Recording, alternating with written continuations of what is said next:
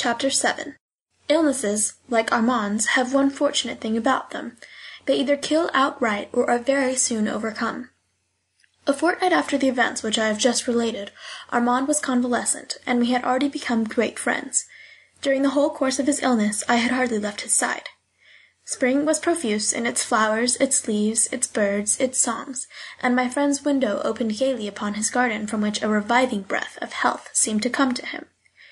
The doctor had allowed him to get up, and we often sat talking at the open window, at the hour when the sun is at its height, from 12 to 2. I was careful not to refer to Marguerite, fearing lest the name should awaken sad recollections hidden under the apparent calm of the invalid. But Armand, on the contrary, seemed to delight in speaking of her, not as formerly, with tears in his eyes, but with a sweet smile, which reassured me as to the state of his mind. I had noticed that ever since his last visit to the cemetery, and the sight which had brought on so violent a crisis, sorrow seemed to have been overcome by sickness, and Marguerite's death no longer appeared to him under its former aspect. A kind of consolation had sprung from the certainty of which he was now fully persuaded, and in order to banish the sombre picture which often presented itself to him, he returned upon the happy recollections of his liaison with Marguerite, and seemed resolved to think of nothing else. The body was too much weakened by the attack of fever, and even by the process of its cure, to permit him any violent emotions, and the universal joy of spring, which wrapped him round, carried his thoughts instinctively to images of joy. He had always obstinately refused to tell his family of the danger which he had been in, and when he was well again his father did not even know that he had been ill. One evening we had sat at the window later than usual. The weather had been superb, and the sun sank to sleep in a twilight dazzling with gold and azure. Though we were in Paris, the verdure which surrounded us seemed to shut us off from the world, and our conversation was only now and again disturbed by the sound of a passing vehicle. It was about this time of year, on the evening of a day like this, that I first met Marguerite, said Armand to me, as if he were listening to his own thoughts rather than to what I was saying. I did not answer. Then, turning toward me, he said, "I must tell you the whole story. You will make a book out of it, and no one will believe it, but it will perhaps be interesting to do." "You will tell me all about it later on, my friend," I said to him. "You are not strong enough yet."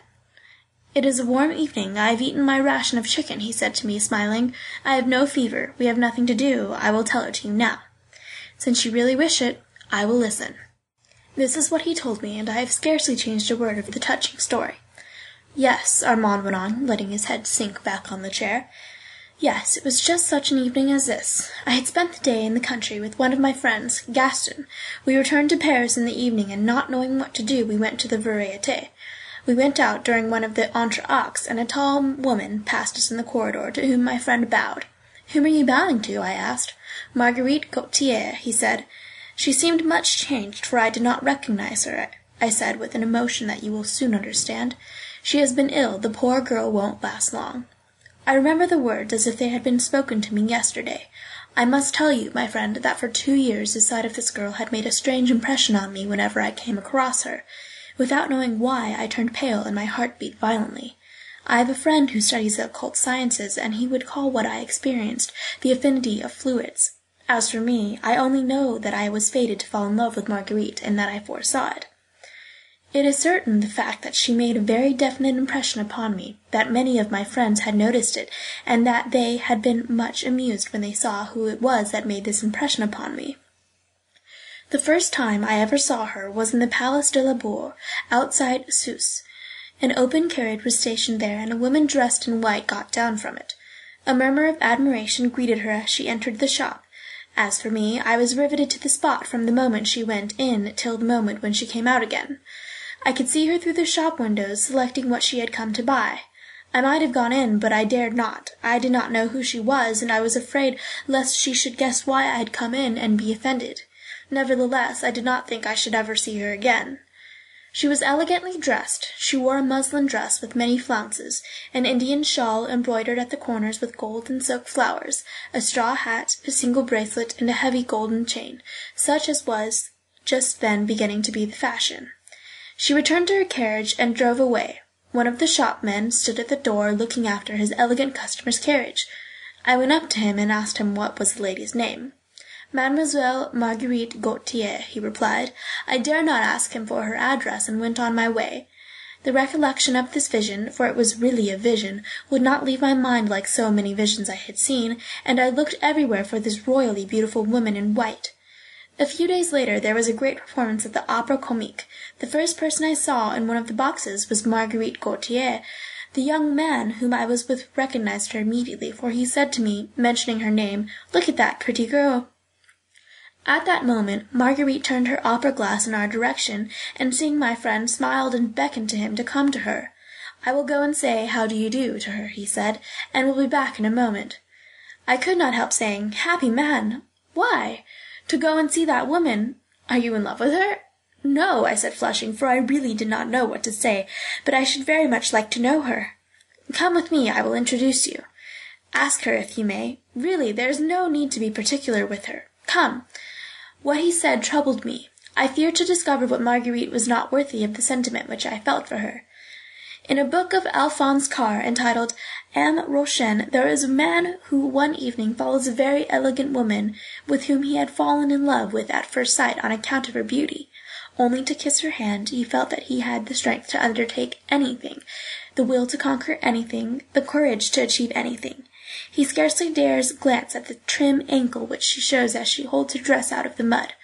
While he is dreaming of all that he would do to possess this woman, she stops at the corner of the street and asks if he will come home with her. He turns his head, crosses the street, and goes sadly back to his own house. I recalled the story, and having longed to suffer for this woman, I was afraid that she would accept me too promptly, and give me at once what I fain would have purchased by a long waiting for some great sacrifice. We men are built like that, and it is very fortunate that the imagination lends so much poetry to the senses, and that the desires of the body make thus such concession to the dreams of the soul. If anyone had said to me, "You shall have this woman tonight and be killed tomorrow," I would have accepted. If anyone had said to me, "You can be her lover for £10," I would have refused. I would have cried like a child who sees the castle he has been dreaming about vanish away as he wakens from his sleep. All the same, I wished to know her. It was my only means of making up my mind about her. I therefore said to my friend that I insisted on having her permission to be introduced to her, and I wandered to and fro in the corridors, saying to myself that in a moment's time she was going to see me, and that I should not know which way to look. I tried, sublime childishness of love, to string together the words I should say to her. A moment after my friend returned. "She's expecting us," he said. "Is she alone?" I asked. "With another woman." "There are no men?" "No." "Come then." My friend went toward the door of the theatre. "This is not the way," I said. "We must go and get some sweets. She asked me for some." We went into a confectioner's in the Passage de l'Opera. I would have bought the whole shop, and I was looking about to see what sweets to choose, when my friend asked for a pound of raisin glaces. "Do you know if she likes them?" "She eats no other kind of sweets. Everybody knows it." "Ah," he went on when we had left the shop, "do you know what kind of woman it is that I am going to introduce you to? Don't imagine it is a duchess. It is simply a kept woman, very much kept, my dear fellow. Don't be shy. Say anything that comes into your head." Yes, I stammered, and I followed him, saying to myself that I should soon cure myself of my passion. When I entered the box, Marguerite was in fits of laughter. I would rather that she had been sad. My friend introduced me. Marguerite gave me a little nod and said, "And my sweets?" "Here they are." She looked at me as she took them. I dropped my eyes and blushed. She leaned across to her neighbor and said something in her ear, at which both laughed. Evidently I was the cause of their mirth, and my embarrassment increased. At that time I had a mistress, a very affectionate and sentimental little person, whose sentiment and whose melancholy letters amused me greatly.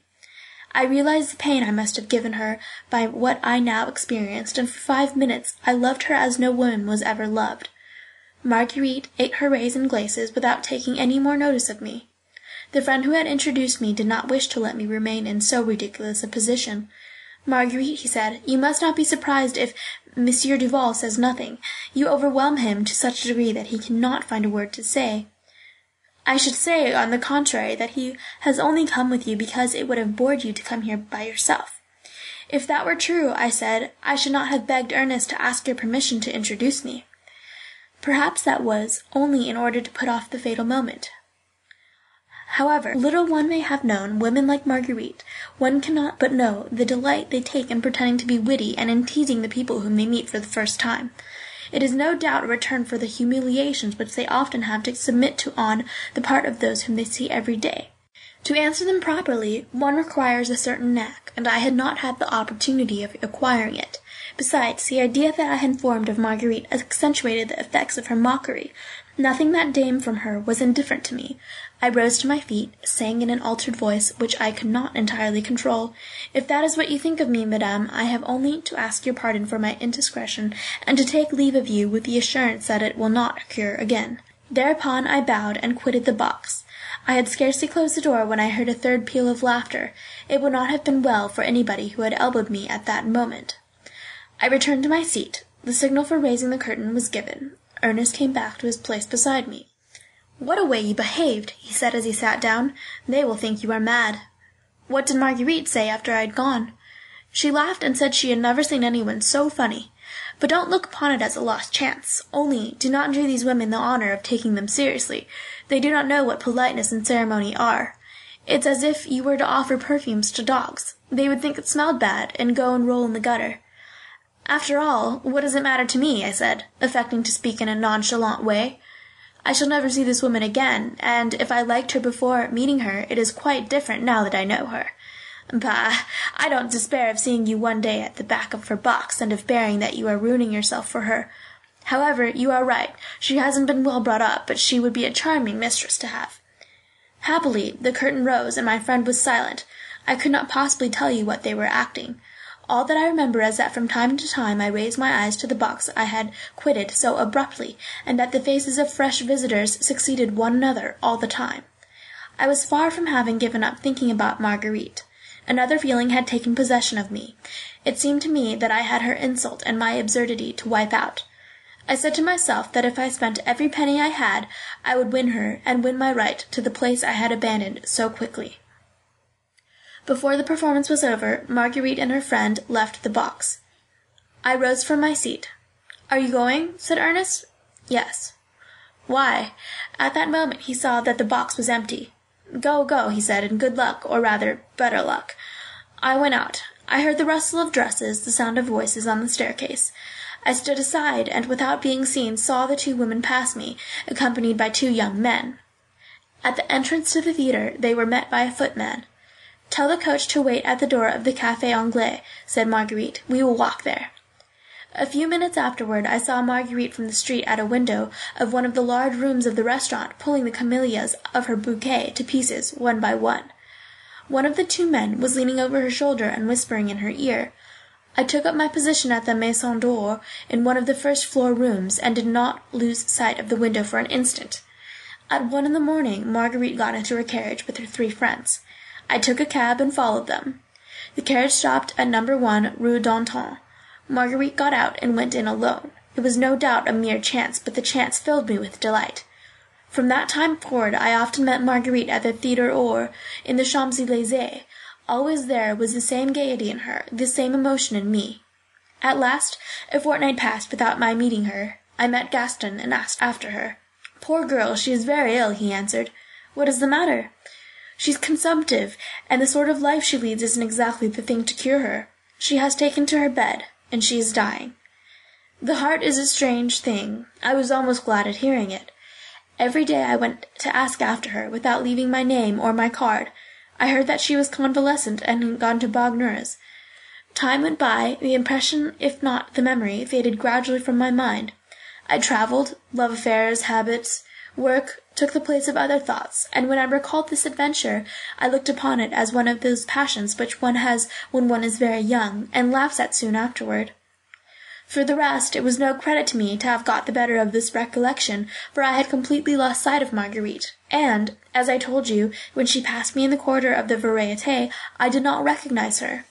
She was veiled, it is true, but veiled though she might have been 2 years earlier, I should not have needed to see her in order to recognize her. I should have known her intuitively.